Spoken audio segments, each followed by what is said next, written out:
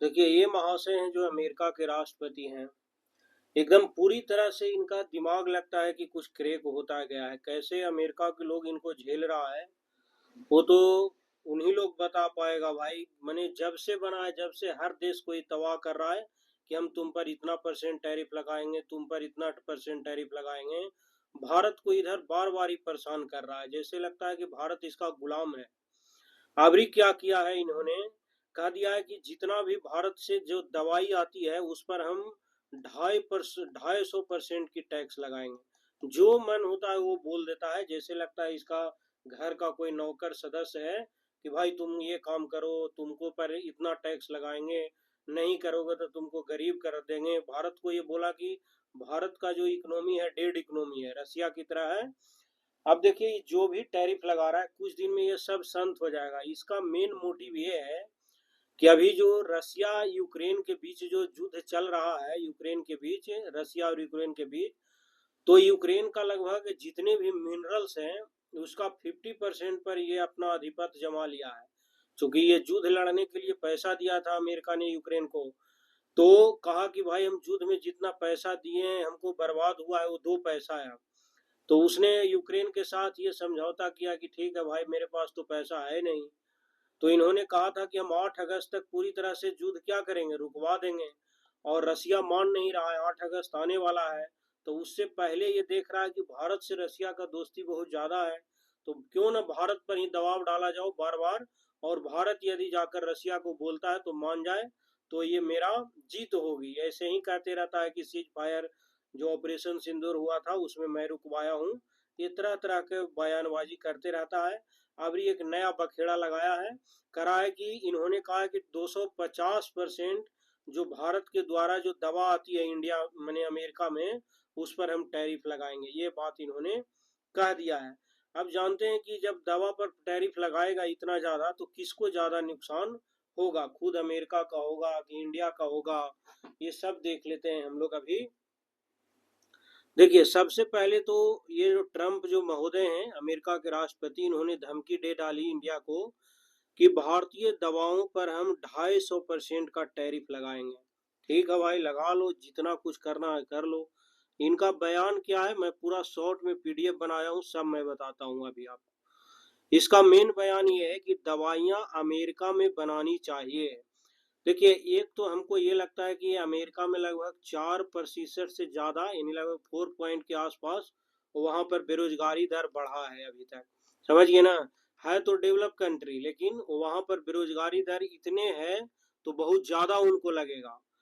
तो एक तो वो अपने पब्लिक को मैंने सेंटिमेंट ये लाना चाह रहा है कि नहीं भाई, हम अमेरिका के लिए ग्रेट अमेरिका बनाना चाह रहे हैं, इसीलिए हम ऐसा कर रहे हैं। सब चीज भाई तुम खुद ही बना लो तो अन्य देश से तुमको मंगाना क्या पड़ेगा। ऐसा कोई देश है ही नहीं कि जिसको दूसरे देश से कोई सामान ना मंगाना पड़े। तो इन्होंने ये बात बोल दिया, भारत से नहीं मंगानी पड़ी। इन्होंने ये बात बोला कि जो दवाइयां हैं अमेरिका में ही बननी चाहिए, भारत से नहीं मंगानी चाहिए। डोनाल्ड ट्रंप का ये दावा है। ये चाइना को भी कुछ दिन पहले तंग किया, चाइना ने इसको करारा जवाब दिया, उसी तरह से भारत भी इसको करारा जवाब दे दिया है। इतने दिन से भारत चुप था तो इसको लग रहा था कि नहीं कुछ भारत कर पाएगा भाई। ये ट्रंप का बयान क्या है जो सुनिए। ट्रंप ने ये कहा कि हम 250% टैरिफ लगाएंगे, किस पर, जो भारत से दवाई आती है उस पर हम टैरिफ लगाएंगे। तो ट्रंप ने ये भी कहा हम पागल नहीं जो दवाइयां विदेशों से मंगवाए हैं। ठीक है भाई, पागल तो तुमको खुद थोड़े तुम कहोगे कि पागल है। पागल आदमी कभी कहता है कि हम पागल हैं। करा भारत से जुड़ी हकीकत क्या है कि अमेरिका में जितनी भी दवाइयां बिकती है उसका 40% दवाई भारत से आती है। भारत जितने भी जेनरिक दवाएं हैं उसका सबसे बड़ा सप्लायर है पूरे वर्ल्ड में। मैंने तीसरे चौथे नंबर पर भारत लगभग अमेरिका को सप्लायर करता है। कितना वो सब मैं अभी बताता हूँ। ट्रम्प का ये मेन मोटिव क्या है, इसका मकसद क्या है इस तरह से करने का। एक तो उसका अपना हित ये हुआ कि मेक इन यूएसए को बढ़ावा देना, जो कि ठीक है भाई, हर कोई अपने देश को बढ़ावा देने के लिए इस तरह का सेंटिमेंट रखता है, लेकिन ऐसा होना मुश्किल है। तुमको अब साल भर होने वाला है, आएगा 2 4 5 महीने बाद 21 जनवरी को शपथ ग्रहण लिए हो, और कितना अमेरिका को आगे तरक्की कर, खुद इसके अमेरिका में ही लोग विरोध कर रहा है। अमेरिकी मैन्युफैक्चरिंग को ये बढ़ावा देगा। विदेशी आयात पर निर्भरता कम करेगा। ये सब फलजरी बात है, लेकिन इसका कहना है असर इसका क्या हो सकता है, जो देखिए करा जितने भी भारतीय फार्मा कंपनियां हैं उस पर असर पड़ सकता है।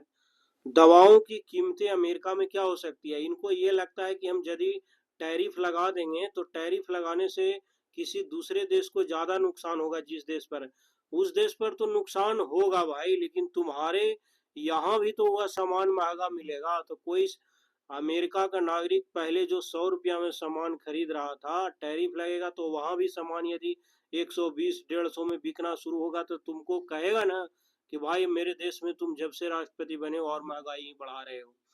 इसका खुद जो G7 कंट्री का सदस्य है उसमें से फ्रांस और कनाडा का यहाँ तक इससे खपा हो गया कि कह दिया कि हम फिलिस्तीन जो है उसको हम मानता देश के रूप में देंगे, जबकि G7 का कोई मेंबर दे नहीं रहा था फिलिस्तीन को मानता। तो यहाँ तक इतनी मैंने खपा है। दोनों देशों के बीच मैंने कि व्यापारिक तनाव भी बढ़ सकता है। ट्रंप पहले भी भारत पर टैरिफ और ट्रेड बैलेंस को लेकर सख्त रुख दिखा चुके हैं। चुनाव से पहले अमेरिकी हितों का प्राथमिकता देना ट्रंप की रणनीति रही है। कुछ भी कर लो भाई, तुमको 4 साल अब झेल कैसे पाएगा और वहां के लोग, यही सबसे बड़ी बात है। देखिए ट्रंप का जो बयान है, भारत अमेरिकी व्यापार संबंधों में नई चुनौती बन सकता है, लेकिन भारत की जो दवा इंडस्ट्री है वह वैश्विक स्तर पर मजबूत है ना, कमजोर नहीं है। और उसका विकल्प अमेरिका के पास है नहीं, अभी तो तत्काल नहीं है, बाद में वो क्या करेगा क्या नहीं करेगा वो वह खुद ही जानेगा भाई। ट्रंप क्या चाहते हैं इस तरह से करके, सबसे पहली तो दवाइयों का उत्पादन अमेरिका में हो, ये उनका थिंकिंग है, जो मेरे हिसाब से ये सफल नहीं होगा, लेकिन उनका थिंकिंग है भाई। अमेरिका के राष्ट्रपति है तो उनका बहुत ज्यादा है, वैल्यूबल है। विदेशी कंपनियों पर आर्थिक दबाव डाल सकते हैं, अमेरिकी फैक्ट्रियों और रोजगार को बढ़ावा देना, बयान देना और कहना बहुत अंतर होता है। इसमें भारत का रोल क्या हो सकता है। देखिए अमेरिका में बिकने वाली लगभग 40% दवाएं हैं जो भारत से जाता है भाई, यहीं से बिक्री होता है। भारत दुनिया का सबसे बड़ा जो जेनरिक दवाएं होती है उसका निर्यातक है। भारतीय जो फार्मा इंडस्ट्री है वो अमेरिका में सालाना जो है माने कि व्यापार 7 से 10 बिलियन डॉलर तक का करता है, इतना ज्यादा मने करता है। अगर टैरिफ लगा तो क्या होगा भारत पर, इसका क्या होगा। सबसे पहले तो भारतीय कंपनियों को इसका नुकसान होगा, क्योंकि ज्यादा महंगाई हो जाएगी तो खरीदने वाले कम लेंगे, अन्य कंपनियों की तरफ भागेंगे जो लोकल वहां की कंपनियां होगी। अमेरिका में दवाइयों की कीमतें बढ़ जाएगा जिससे बिक्री भी कम हो जाएगी। दोनों देशों के बीच व्यापार तनाव हो जाएगा और गरीब अमेरिकियों के लिए दवाई महंगी हो जाएगी। ऐसा नहीं है कि वहां गरीब नहीं है। ये ट्रंप का इतिहास शुरू से, जब पहली बार इन्होंने बना था अमेरिका के राष्ट्रपति, ट्रंप 2016 से ही अमेरिका फर्स्ट की नीति पर चलते रहे हैं। भारत पर पहले भी टैरिफ और वीजा जैसे मुद्दों पर वह दबाव बना लिया है, लेकिन पहले भी कुछ कर नहीं पाया था। चुनाव से पहले आक्रामक बयानबाजी आम रणनीति इनका रहा है, इस तरह का बोलते रहना। भारत की ताकत आपको जेनरिक दवाएं में मैं बता देता हूं कि क्या है। एक खुद WHO के अनुसार भारत के पास ग्लोबल क्वालिटी जेनरिक दवा की सबसे बड़ा सप्लायर चेन है। कौन? भारत। अमेरिका FDA से भारत की कई फार्मा कंपनियों को अप्रूवल दे रखा है, जैसे अफ्रीका हो गया, एशिया हो गया, यूरोप हो गया। भारत की दवाइयों की मांग जबरदस्त रही है, ये अफ्रीका, एशिया और यूरोप में भी है ना। अमेरिका में भी इसकी जबरदस्त मांग डिमांड रहती है भारतीय जेनरिक दवाइयों की। 40% जा रहा है तो ये कम थोड़े है। भारत जेनरिक दवा बनाने में नंबर 1 है। कैसे है वो मैं बताता हूँ। कह रहा भारत हर साल दुनिया की 40% दवाओं का उत्पादन करता है भाई, जितने भी दुनिया में होता है उसका 40% खुद भारत करता है। दूसरा पॉइंट, भारत दुनिया में सबसे ज्यादा माने जेनरिक दवाएं बेचने वाला भी देश है। जैसे भारत है, अमेरिका को सबसे ज्यादा 40% जेनरिक दवाएं हैं जो क्या होती है, बिक जाती है वहां, यानी कि उसको खपत है वहां। भारत हर साल इतना देता है उसको। भारत की जेनरिक दवाएं 200 देशों तक पहुंचती है, ऐसा नहीं है पूरे वर्ल्ड में दवा पहुंचता है भारत का। जो भारतीय फार्मास्यूटिकल इंडस्ट्री है दुनिया में कितने नंबर पर है? 11वें नंबर पर है। भारत में लगभग 10,500 से अधिक दवा कंपनियां यहाँ पर माने कि अवेलेबल है।